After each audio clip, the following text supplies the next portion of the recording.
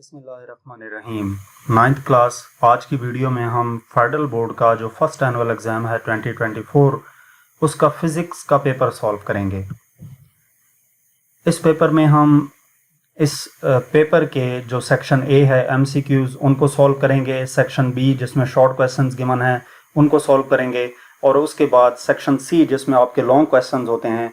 इन तमाम क्वेश्चंस का सलूशन आपको इस कंप्लीट वीडियो में मिलेगा। तो सबसे पहले हम सेक्शन ए सॉल्व करते हैं जिसमें आपके MCQs गिवन होते हैं। तो फर्स्ट MCQs आपके पेपर में था दी SI unit for measuring temperature is. Temperature को मेजर करने के लिए जो SI यूनिट है वो केल्विन होता है, इसका सी ऑप्शन करेक्ट है। Second MCQs which is the most suitable instrument to measure the depth of a test tube. Test tube की डेप्थ मेजर करने के लिए कौन सा इंस्ट्रूमेंट सबसे ज़्यादा सुटेबल है, तो उसके लिए वर्नियर कैलिपर इस्तेमाल किया जाता है। थर्ड MCQs है a ball is thrown straight up, what is its acceleration at the top of its path. उसके पाथ के टॉप पे जो एक्सेलरेशन होगा वो हमारे पास equal to the gravitational acceleration होगा, यानी कि 10 मीटर पर सेकेंड स्क्वायर। और फोर्थ MCQs है 1 न्यूटन इक्वल होता है 1 kilogram meter per second square के। Fifth MCQs if the velocity of the body becomes double then centripetal force will be. Velocity को double कर दिया जाए तो सेंट्रीपिटल फोर्स पे क्या इफेक्ट पड़ेगा, सेंट्रीपिटल फोर्स 4 टाइम्स इंक्रीज कर जाएगी। 6 number MCQs an example of neutral equilibrium is. Neutral equilibrium की एग्जांपल जो है वो हमारे पास डी है, फुटबॉल। इसके साथ साथ 7 MCQs जो पेपर में गिवन था a force of 10 newton is acting along X axis, what will be its horizontal component. 10 newton की फोर्स एक्स एक्सिस के अलोंग अप्लाई की गई तो हॉरिजॉन्टल कंपोनेंट कितना होगा, Fx equal to F cos theta का फॉर्मूला अप्लाई होगा। तो इसमें हमारे पास आंसर आएगा 10 न्यूटन। ठीक है, हॉरिजॉन्टल कंपोनेंट है तो हॉरिजॉन्टल कंपोनेंट के अलोंग ही ये फोर्स है, तो इस वजह से थीटा 0 होगा। जब थीटा 0 पुट करेंगे तो हमारे पास 10 न्यूटन आंसर आएगा।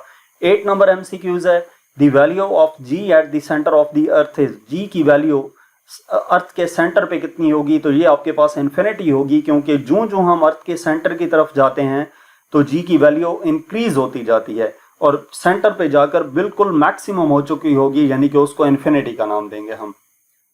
नेक्स्ट हमारे पास 9 नंबर MCQs है kilowatt hour is the unit of. Kilowatt hour energy का यूनिट है, ए ऑप्शन करेक्ट है। 10 नंबर MCQs है density of a substance can be calculated by using. किसी भी ऑब्जेक्ट की जो डेंसिटी है वो हम कैलकुलेट कर सकते हैं आर्किमिडीज प्रिंसिपल की मदद से। 11 नंबर MCQs है best reflector of heat is.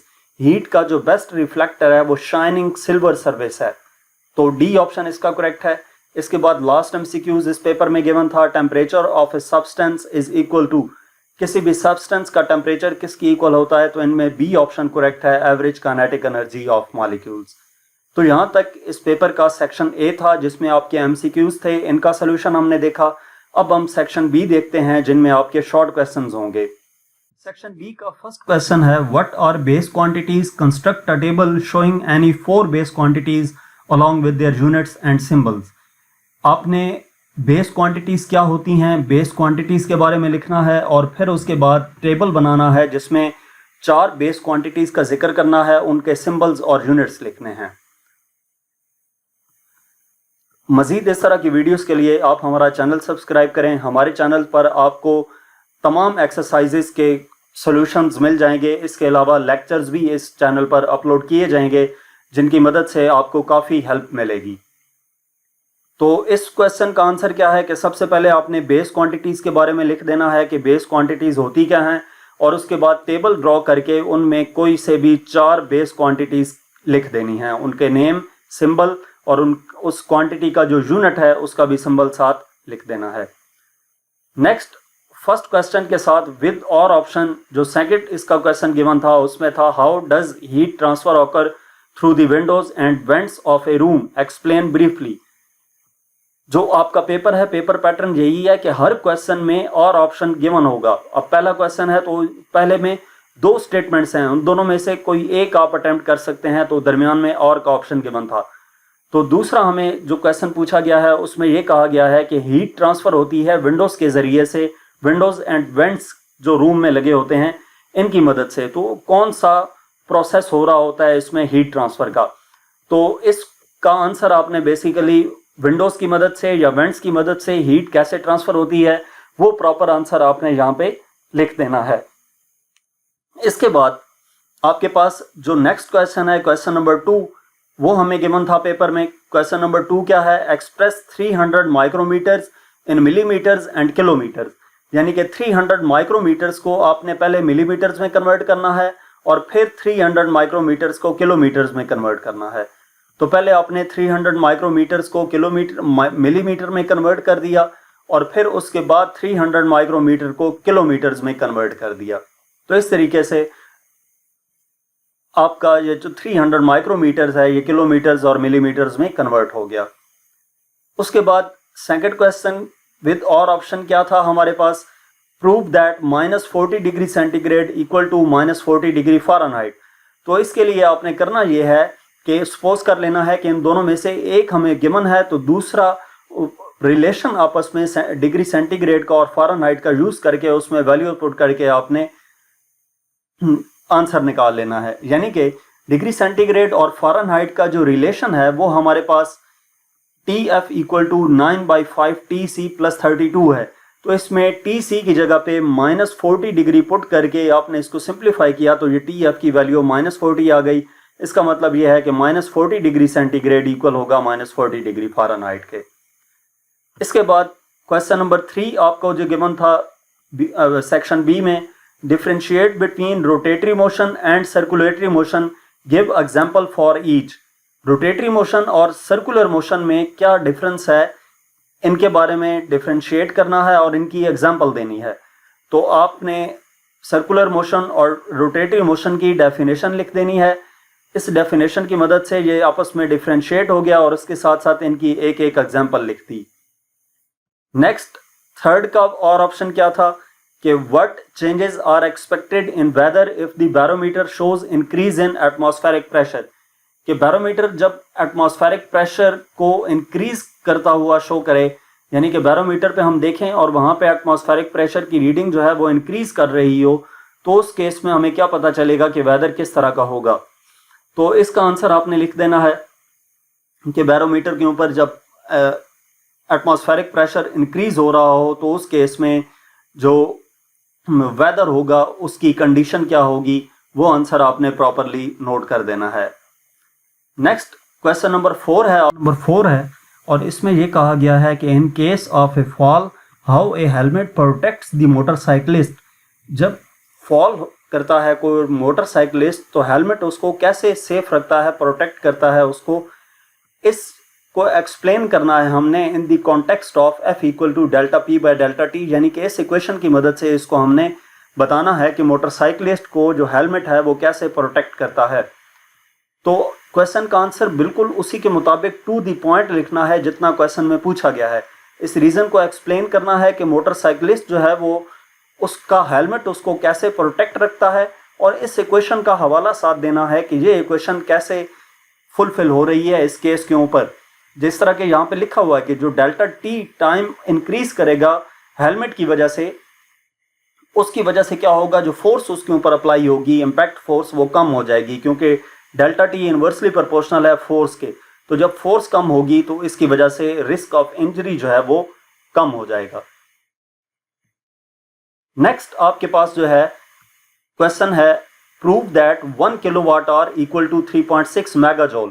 तो 1 kWh को 3.6 मेगाजॉल के इक्वल आपने प्रूव करना है। इसका सोल्यूशन आपको यहां पर दिया गया है, ये आपने देख लेना है।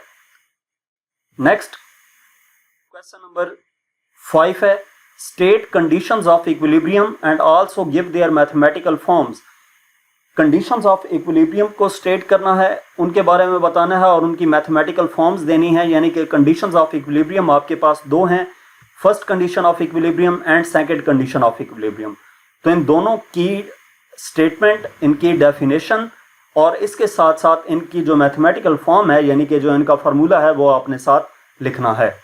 तो दोनों इक्वेशंस के बारे में आपने लिख देना है, फर्स्ट कंडीशन ऑफ इक्विलिब्रियम भी और सेकंड कंडीशन ऑफ इक्विलिब्रियम भी, इनकी डेफिनेशन और फार्मूलाज। नेक्स्ट फिफ्थ क्वेश्चन का और ऑप्शन जो गिवन था उसमें पूछा गया था कि calculate the value of G at the height of 2000 kilometre above the surface of the earth. Value of G calculate करनी है अर्थ की सरफेस से 2000 किलोमीटर की हाइट पे। तो इसकी मदद से मैं डाटा आपको बता देता हूँ। फार्मूला आपको पेपर के एंड पे गिवन होता है, वहाँ से फार्मूला पिक करके जस्ट वैल्यूज पुट करनी होती हैं। तो जो भी न्यूमेरिकल होते हैं उन न्यूमेरिकल की मदद से आपको डाटा लिखना आना चाहिए।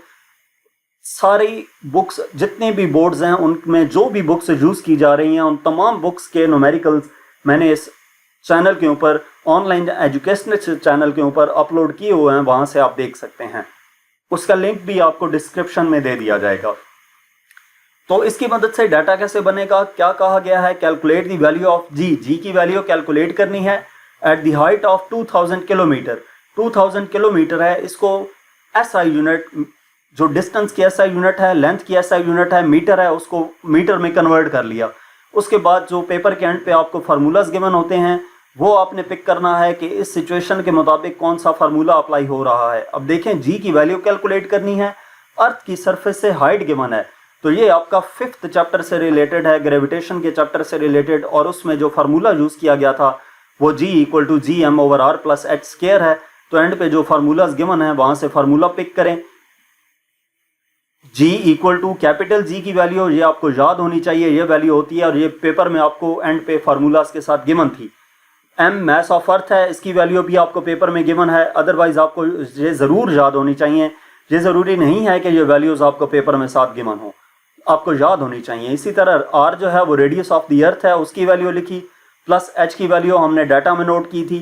ये वैल्यूज पुट करने के बाद इसको सिंप्लीफाई किया तो हमारे पास G की वैल्यू आ जाती है 5.67 मीटर/सेकंड स्क्वायर।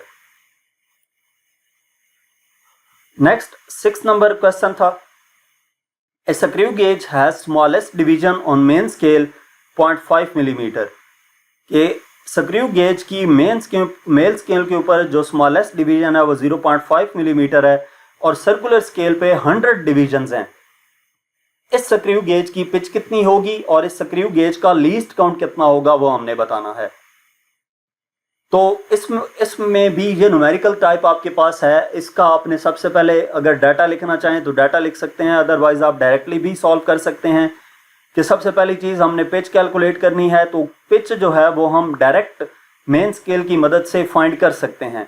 स्क्रू गेज के मेन स्केल के ऊपर देखें कि मिनिमम कितनी रीडिंग उसके ऊपर क्या फाइंड हो सकती है, वो आपके पास पिच कहलाएगी। नॉर्मली पिच की आपको डेफिनेशन भी पता है कि सर्कुलर स्केल को एक कंप्लीट रोटेशन दें तो मेन स्केल जितना डिस्टेंस मूव करता है उसको पिच कहते हैं, और वो मिनिमम जितना डिस्टेंस मूव करता है वो स्मॉलेस्ट रीडिंग होती है मेन स्केल पे।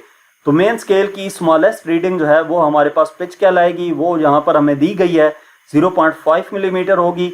और स्क्रू गेज का लीस्ट काउंट कैलकुलेट करने के लिए फार्मूला आपको पेपर के एंड पे दिया गया था, least count = pitch divided by number of divisions on circular scale. इसमें पिच की वैल्यू आपको दी गई है, सर्कुलर स्केल की डिविजन्स 100 थी, इसको डिवाइड किया तो लीस्ट काउंट आपके पास आ जाएगा स्क्रू गेज का। इसके बाद 6 क्वेश्चन के साथ जो और ऑप्शन के साथ स्टेटमेंट गिवन थी वो क्या थी, a force is acting on a body making an angle of 30 degree with x axis, the vertical component of force is 25 Newton, find the force. एक फोर्स है जो कि बॉडी के ऊपर एक्ट कर रही है और वो एक्स एक्सिस के साथ 30 डिग्री का एंगल बना रही है। वर्टिकल कंपोनेंट फोर्स का 25 न्यूटन हो तो फोर्स कितनी होगी। अब ये भी आपके पास एक न्यूमेरिकल है। अब यहाँ से आप अंदाज़ा लगा लें कि पेपर में आपके न्यूमेरिकल्स आते हैं, इतने न्यूमेरिकल्स होते हैं कि आपको अगर सिर्फ न्यूमेरिकल आते हो तो आप पेपर पास कर जाएंगे इजीली। तो इस वजह से न्यूमेरिकल्स छोड़ते नहीं हैं। न्यूमेरिकल की देखें, न्यूमेरिकल तो अटेम्प्ट करना सबसे आसान काम है आपके पेपर में, क्योंकि आपको डाटा गिवन होता है, डाटा नहीं आपको फार्मूला गिवन होता है। जस्ट स्टेटमेंट की मदद से आपको डाटा बनाना आना चाहिए। जब डाटा बना लिया तो फार्मूला पेपर के ऊपर आपको दिया गया है, वहाँ से फार्मूला पिक करें, वैल्यूज पुट करें, सिंप्लीफाई करें, आंसर आ जाता है। तो जो फोर्स एक्ट कर रही है बॉडी पे वो हॉरिजॉन्टल के साथ 30 डिग्री का एंगल बना रही है। तो ये हम डाटा नोट करते हैं, हमें थीटा गिवन है 30 डिग्री का, वर्टिकल कंपोनेंट Fy होता है वो हमें 25 न्यूटन गिवन है, और फोर्स कैलकुलेट करनी है F। तो formula Fy = F sin theta use करेंगे। इसमें हमने F कैलकुलेट करना है तो F को एक साइड पे कर लेंगे और इसमें वैल्यूज पुट करेंगे तो हमारे पास आंसर आ जाएगा 50 न्यूटन। इसके बाद 7 नंबर क्वेश्चन था, calculate mass of earth by using law of gravitation. Law of gravitation को यूज करते हुए मास ऑफ अर्थ कैलकुलेट करना है। नॉर्मली ये क्वेश्चन जो है लॉन्ग क्वेश्चंस में आता है, लेकिन जब शॉर्ट क्वेश्चन में आ जाए तो उसको कैसे अटेम्प्ट करना है, इसकी डायग्राम नहीं बनानी, डिटेल्ड एक्सप्लेनेशन नहीं देनी, शॉर्ट सी एक्सप्लेनेशन दे के और इसकी डेरिवेशन करनी है। अब डेरिवेशन करने के लिए सबसे इंपॉर्टेंट चीज, जब लॉ ऑफ ग्रेविटेशन जो मास ऑफ अर्थ है वो कैलकुलेट करना आ जाए तो सबसे पहले जो आपकी ई शीट गिवन है, जो गिवन स्पेस है इस क्वेश्चन के लिए, वहां में सेंटर में एक लाइन लगा दें। सेंटर में लाइन लगा के आप एक तरफ स्टार्ट करें, एंड तक ले आएं, फिर उस लाइन के दूसरी तरफ इधर लिखना शुरू करें। अगर आप सेंटर में लाइन नहीं लगाएंगे तो ये क्वेश्चन आपकी उस गिवन स्पेस में पूरा नहीं आएगा। तो इस तरह आपने छोटी सी एक्सप्लेनेशन दी, उसके बाद ये लॉ ऑफ ग्रेविटेशन का हवाला दिया और इसमें आपने सिंप्लीफाई करना शुरू किया। यहाँ तक पहुंचकर स्मॉल जी की वैल्यू 9.8 होती है, ये आपको याद होनी चाहिए। कैपिटल आर की वैल्यू आपको याद होनी चाहिए, कैपिटल जी की वैल्यू आपको याद होनी चाहिए। ये वैल्यूज इसमें पुट की और इसके बाद आपने, अगर आपके पास नीचे लाइंस नहीं बची तो डायरेक्ट इसको कैलकुलेटर की मदद से कैलकुलेट करके आंसर लिख दें। मैंने यहाँ पर स्टेप बाय स्टेप कर दिया है। अगर आपके पास नीचे लाइंस हों तो इनको इसी तरह स्टेप बाय स्टेप सॉल्व कर लें, पेपर चेक करने वाले पर अच्छा इंप्रेशन पड़ेगा।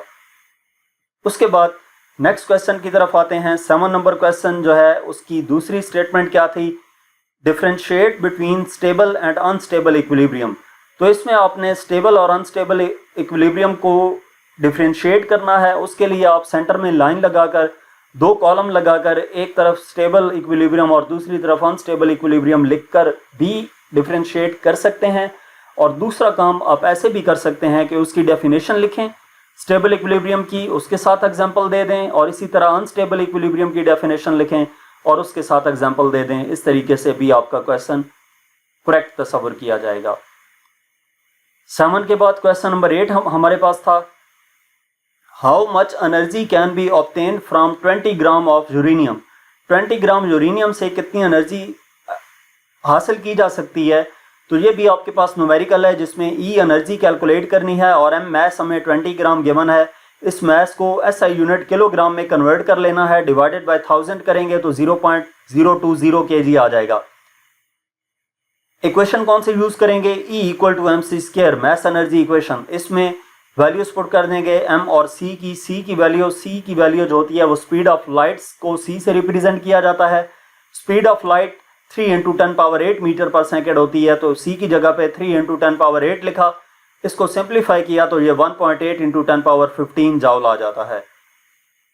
इसके बाद नेक्स्ट क्वेश्चन नंबर 8 की जो स्टेटमेंट है वो क्या है, why is the outer edge of the road kept higher on circular turn. Circular turn पे जो आउटर एज है रोड का वो हाई क्यों रखा जाता है। तो बेसिकली सर्कल में मूव करने के लिए किसी भी ऑब्जेक्ट को सेंट्रीपिटल फोर्स की जरूरत होती है। सेंट्रीपिटल फोर्स जो है वो अगर नहीं होगी तो कोई भी ऑब्जेक्ट सर्कल में मूव नहीं कर सकेगा।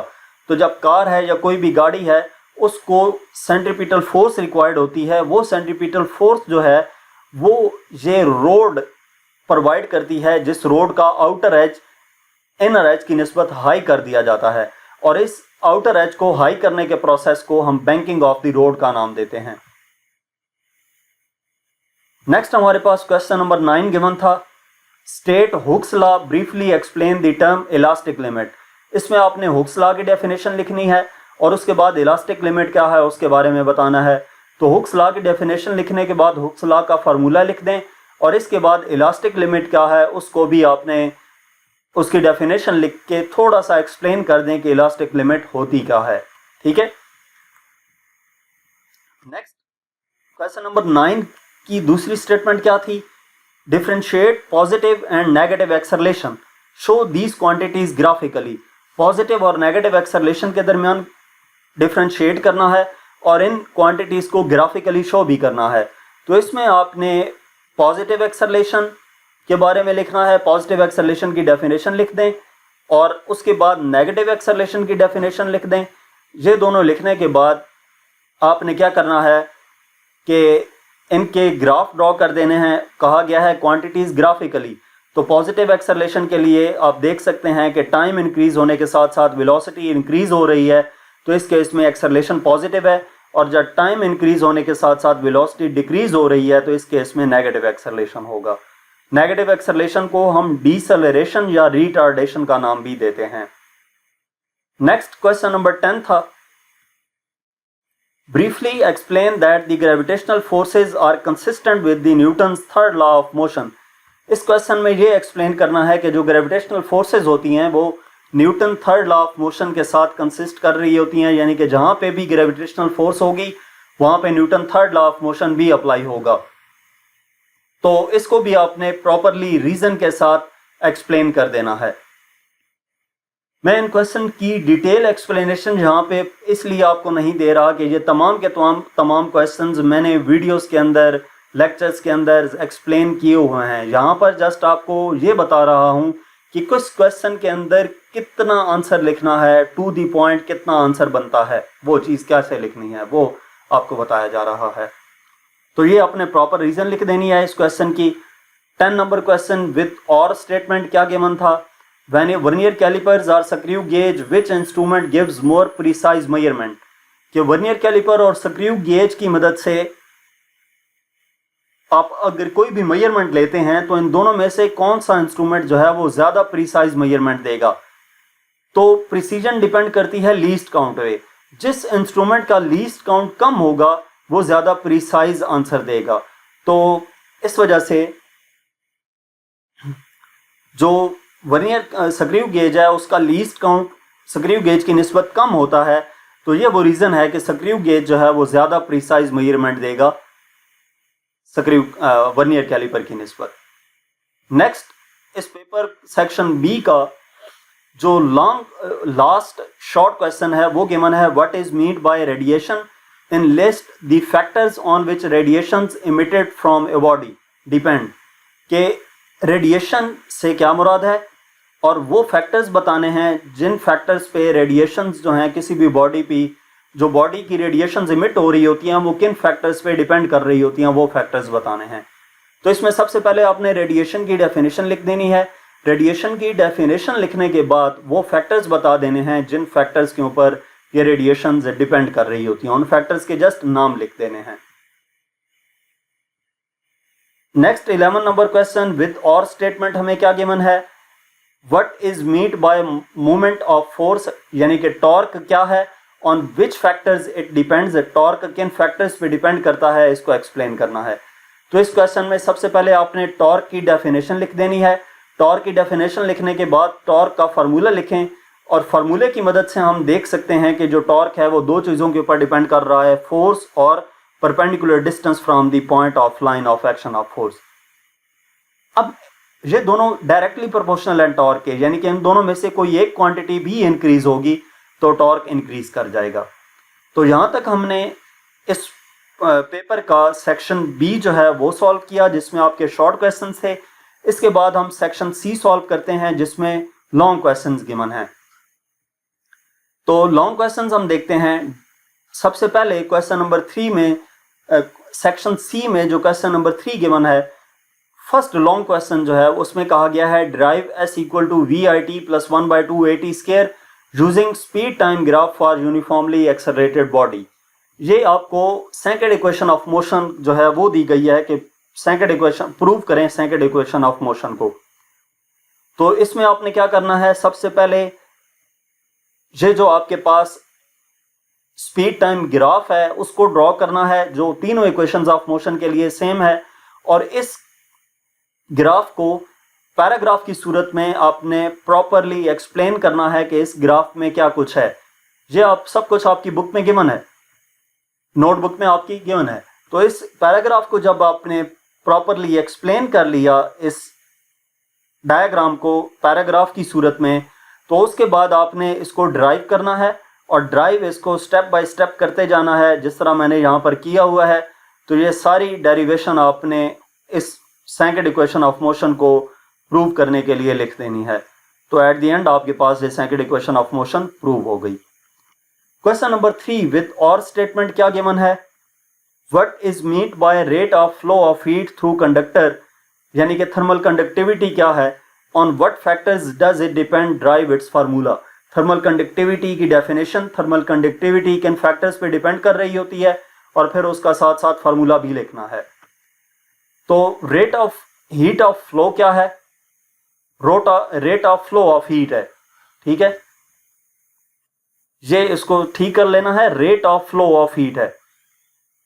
Rate of flow of heat की आपने डेफिनेशन लिखी, ये इक्वल होता है Q बाई टी के।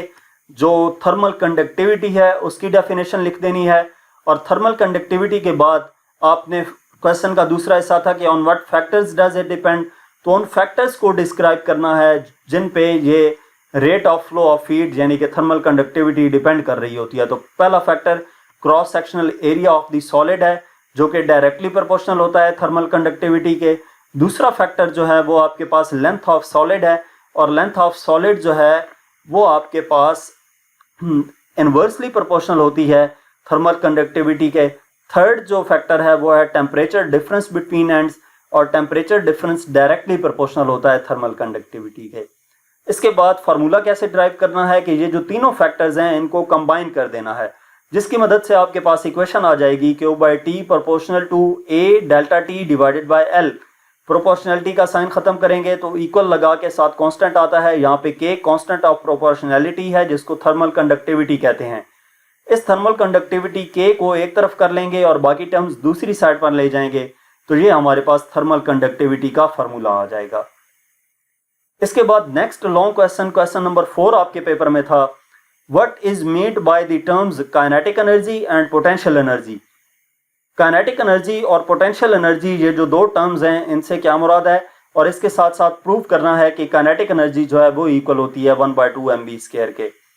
तो इसमें आपने काइनेटिक एनर्जी की डेफिनेशन लिखनी है, डिफाइन करने के बाद उसकी एग्जांपल लिख देनी है। इसी तरह पोटेंशियल एनर्जी की डेफिनेशन लिखनी है और डिफाइन करने के बाद पोटेंशियल एनर्जी की एग्जांपल लिख देनी है, ठीक है। जब दोनों को डिफाइन करने के बाद इनके साथ एग्जांपल लिख दी, तो इसके बाद हम प्रूव करेंगे कि जो काइनेटिक एनर्जी है वो इक्वल होती है 1/2 mv² के। तो इसके लिए हम इसको properly step by step prove कर देंगे, ठीक है।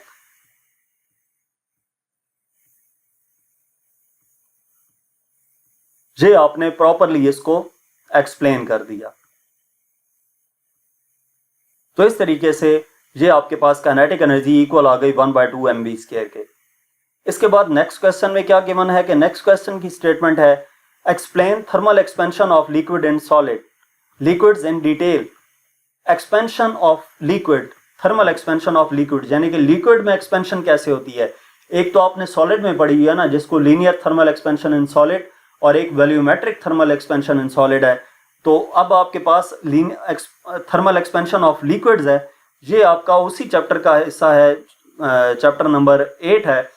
तो इसकी डिटेल एक्सप्लेनेशन आपने लिख देनी है कि लिक्विड्स में थर्मल एक्सपेंशन कैसे होती है। इसको आपने प्रॉपरली डिस्क्राइब करना है, जिसमें आपको ये मालूम है कि दो किस्म के वॉल्यूम एक्सप्रेशन होते हैं, एक्सपेंशन होती है लिक्विड में। एक अपेरेंट वॉल्यूम एक्सपेंशन होती है और रियल वॉल्यूम एक्सपेंशन होती है। इससे रिलेटेड आपकी बुक में एक एक्टिविटी भी है, वो एक्टिविटी यहाँ पर लिखने की ज़रूरत नहीं है। यहाँ पे जस्ट आपने डिटेल से जो थर्मल एक्सपेंशन है लिक्विड की उसको एक्सप्लेन कर देना है। एंड पे ये फार्मूला लाजमी लिखिएगा, real expansion of the liquid equal to apparent expansion of the liquid plus expansion of the container. यहां तक करने के बाद नेक्स्ट क्वेश्चन जो आपको सेक्शन सी में दिया गया था, explain that liquids exert pressure, show that liquid pressure depends on depth and density of the liquid. इस क्वेश्चन में एक्सप्लेन करना है कि लिक्विड जो है वो प्रेशर एक्सर्ट करता है, और ये शो करना है जो लिक्विड है वो लिक्विड जो प्रेशर एक्सर्ट कर रहा है वो डिपेंड करता है डेप्थ और डेंसिटी ऑफ द लिक्विड पे।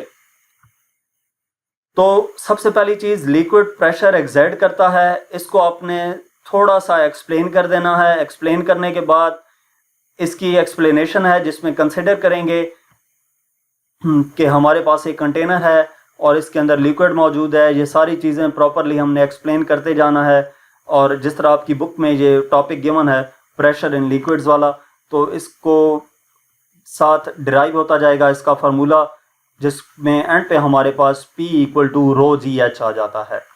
ठीक है, तो P equal to rho G H हमें क्या शो करता है कि जो प्रेशर है वो इंक्रीज होता है किसके साथ साथ, with height and the liquid of the density.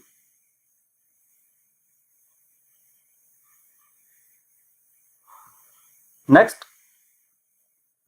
Question की स्टेटमेंट है क्वेश्चन नंबर 5 की, explain Newton second law of motion also drive unit of force from this law. Newton second law of motion क्या है और इसकी मदद से unit of force जो है वो ड्राइव करनी है। तो यहाँ पर आपने Newton second law of motion with detail लिखना है। सबसे पहले Newton second law of motion की डेफिनेशन लिख देनी है, फिर उसकी एक्सप्लेनेशन है जिसकी मदद से आप फार्मूला ड्राइव करेंगे।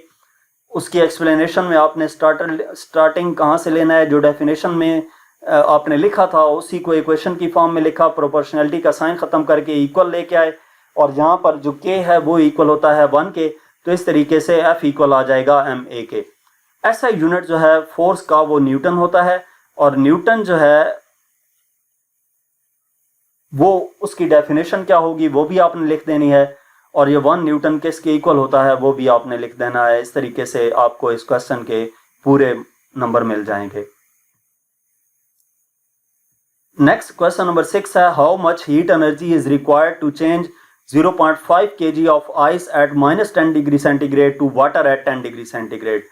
कि कितनी हीट एनर्जी रिक्वायर्ड होगी 0.5 kg आइस जो है वो -10 डिग्री सेंटीग्रेड पे मौजूद है उसको वाटर में कन्वर्ट करने के लिए, और वाटर कितना होना चाहिए 10 डिग्री सेंटीग्रेड पे। तो इसको हम स्टेप बाय स्टेप सॉल्व करेंगे। सबसे पहले इसकी मदद से डाटा नोट करेंगे। मैथ्स गिवन है, हमने how much heat required, heat energy को क्यू से रिप्रेजेंट किया जाता है, हीट कैलकुलेट करनी है।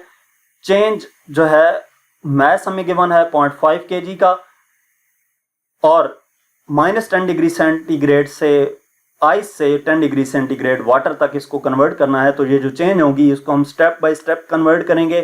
कैसे कि पहले हमें ये देखना है कि -10 डिग्री सेंटीग्रेड आइस से 0 डिग्री सेंटीग्रेड आइस तक हम कन्वर्ट करेंगे। उसके बाद 0 डिग्री आइस को 0 डिग्री सेंटीग्रेड वाटर तक कन्वर्ट करेंगे, फिर 0 डिग्री सेंटीग्रेड वाटर को 10 डिग्री सेंटीग्रेड वाटर में कन्वर्ट करेंगे। यानी कि 3 डिफरेंट हीट एनर्जीज हम फाइंड करेंगे, उन तीनों को सम अप करेंगे तो हमारे पास फाइनल आंसर आएगा। तो इसका सोल्यूशन देखेंगे। सबसे पहले -10 डिग्री सेंटीग्रेड को 0 डिग्री सेंटीग्रेड में कन्वर्ट करने के लिए, आइस को कन्वर्ट करने के लिए हम फार्मूला अप्लाई करेंगे Q1 equal to MC delta T. इसमें जो चेंज इन टेम्परेचर है, बाद वाला टेम्परेचर माइनस इनिशियल टेम्परेचर, ये हमारे पास चेंज इन टेम्परेचर आ जाएगा। Q1 इक्वल है MC डेल्टा टी के, इसमें हमने वैल्यूज पुट करके इसको सिंप्लीफाई करना है, Q1 आ जाएगा। ये हमें वो हीट एनर्जी देगा जो कि -10 डिग्री सेंटीग्रेड आइस को 0 डिग्री सेंटीग्रेड आइस में कन्वर्ट करने के लिए है। इसके बाद 0 डिग्री सेंटीग्रेड आइस को 0 डिग्री सेंटीग्रेड वाटर में कन्वर्ट करने के लिए हम फार्मूला यूज करेंगे QF इक्वल टू MLF। अब इसमें LF latent heat of fusion है जिसकी वैल्यू आपको याद होनी चाहिए 3.3 × 10⁵। इसके साथ साथ पिछली स्लाइड में भी आपको एक बात बता दूं, यहाँ पे जो C है specific heat capacity for ice है, ये आपको याद होनी चाहिए 2100 इसकी वैल्यू होती है, ये कांस्टेंट रहती है, ये चेंज नहीं होती है, यहाँ पर पुट की है। इसी तरह सेकंड में हमने LF की वैल्यू पुट की है, वो आपको याद होनी चाहिए 3.3 × 10⁵। Q2 कैलकुलेट करने के बाद हम थर्ड पार्ट हम इसको सॉल्व करेंगे जिसमें हमने 0 डिग्री सेंटीग्रेड वाटर को 10 डिग्री सेंटीग्रेड वाटर में कन्वर्ट करना है। उसके लिए जो हीट रिक्वायर्ड होगी वो कैलकुलेट करने के लिए फार्मूला अप्लाई करेंगे Q3 equal to MC delta T. यहाँ पर C जो है वो वाटर के लिए यूज करेंगे, यानी कि C की वैल्यू 4200 है, वो हमने पुट की वाटर के लिए। बाकी M और डेल्टा टी की वैल्यू वही है, इसको हम सिंप्लीफाई करेंगे तो Q3 की वैल्यू आ जाएगी। इसके बाद हम तीनों Q की वैल्यूज को ऐड कर लेंगे, Q1 + Q2 + Q3, तीनों को जब सम अप करेंगे तो हमारे पास ये फाइनल आंसर आएगा Q इक्वल टू 196500 जॉल। ये हमारे पास हीट एनर्जी आ जाएगी जो कि -10 डिग्री सेंटीग्रेड आइस को 10 डिग्री सेंटीग्रेड वाटर में कन्वर्ट करने के लिए चाहिए होगी।